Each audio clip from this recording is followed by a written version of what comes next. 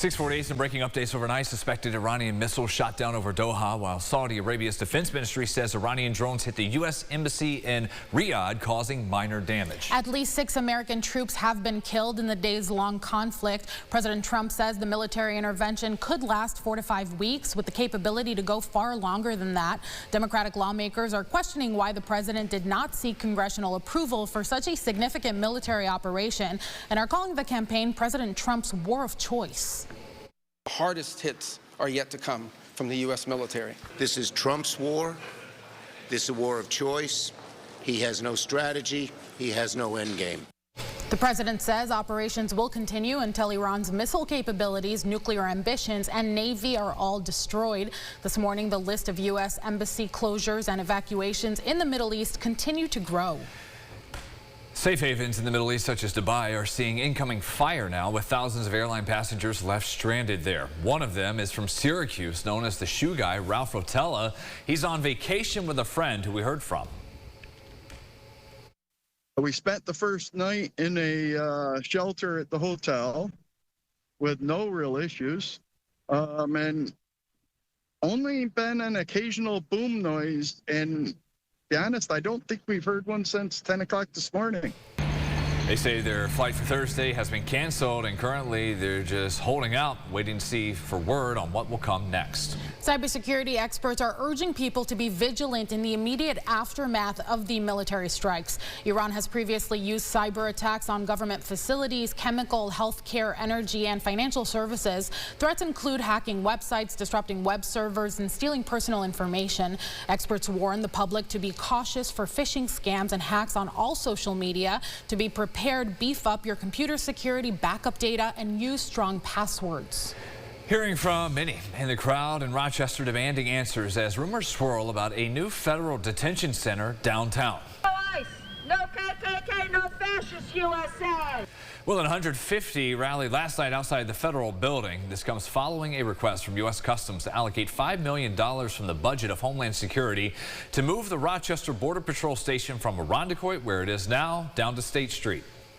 There are people who need to come to the federal building for business, and I don't want them to feel terrorized by thinking there's a detention center right there. We, the people, really need to stand up for what makes America truly great, and it's not concentration camps, it's not all these things that are just breaking down our constitutional rights.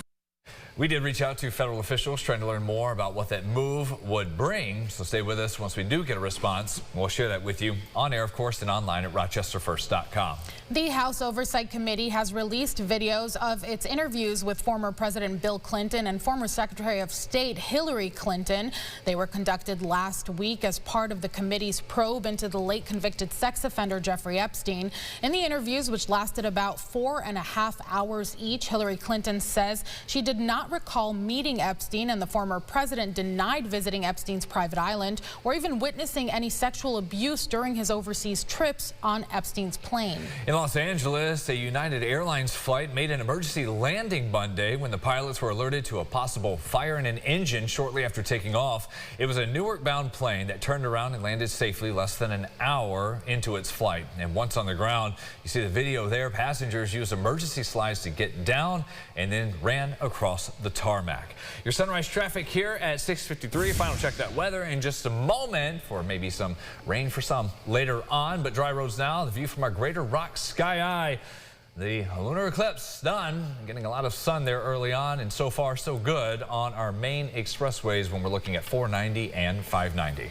Students in the Wayne Central School District go back to campus today after Monday's classes were canceled due to a water main break in Ontario. Now, the boil water advisory is still in effect for people in that town. Officials there call it one of the worst issues they've ever come across. The pipe broke Sunday at the intersection of Lake and Knickerbocker Roads. Monday, the chief water treatment plant operator says they worked all throughout the night to make repairs on the damage, and that included cutting off water for about 6 hours. They are also testing samples for any contamination. The age of the pipes, as likely the culprit. It didn't help that Saturday was warm, then it got really cold the next day. Plus, we're right here off the water plant, so the pressure's high here. Basically, our infrastructure's 50+ years old, should have been replaced years ago, but we're just kind of band-aiding dealing until we can get approval to get this all replaced. Neighbors can do laundry and wash dishes as usual. Just don't drink anything without boiling it. That advisory will stay in effect through at least tomorrow.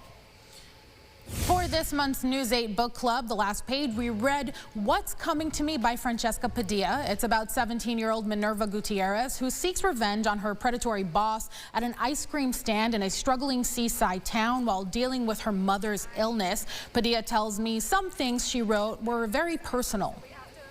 When I'd written the draft that went out to editors, my agent said, like, you're holding back. Like, before we edited it, we edited it back and forth a few times, and some of the earlier edits, she was like, you're holding something back, and I know that it has something to do with what you've been through in real life, and I just want you to lean into the emotion of it.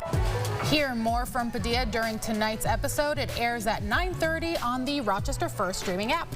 As we check that final forecast here with James. And again, sorry, Moon, you had your chance, but then the clouds came over. Just a beautiful sunrise right now. That's right. Yeah, we can enjoy this. Nice to see that 10 minutes after sunrise we are now. And you've got those high-level cirrus clouds. Also a sign, though, that is a storm system coming. Not going to have big impacts on the area, but really just beautiful skies and cold. Some spots in the teens, others in the 20s. We'll get well into the 30s, but just getting to 40 today. And then decreasing clouds tomorrow, upper 40s, stay in the 40s Thursday. And then here we go, warming temperatures Friday, Saturday, and then into Sunday before daylight saving time springing forward. Kind of nice Saturday. That's the weekend runs into one of the very warm days coming up for us. Oh, yeah, for sure. And those highs, no 30s, the lows, no 20s. That's right. It's been a long time through this winter. Our podcast, Second Cup of Sunrise, we will see you there at 9 o'clock. Got a special guest coming in today, talk about some of the struggles in the beer industry and one brewery in particular. We'll find out what he found. That's coming up also at the top of RochesterFirst.com. It's finally warm on Saturday, and I'm probably visiting my parents. And really, rain. Take that, yeah. Oh, well, it is what it is. Thanks so much for watching, everybody. Have a great day. CBS Mornings up next.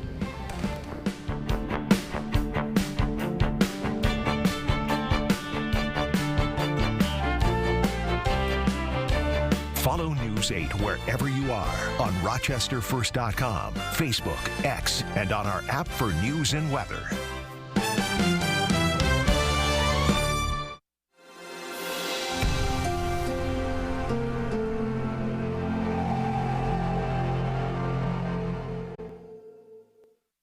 Get the Rochester First streaming app today for everything you love from News 8 On Demand. Plus exclusive shows you won't see anywhere else. Search ROC and download for free on Roku, Amazon Fire, and Apple TV.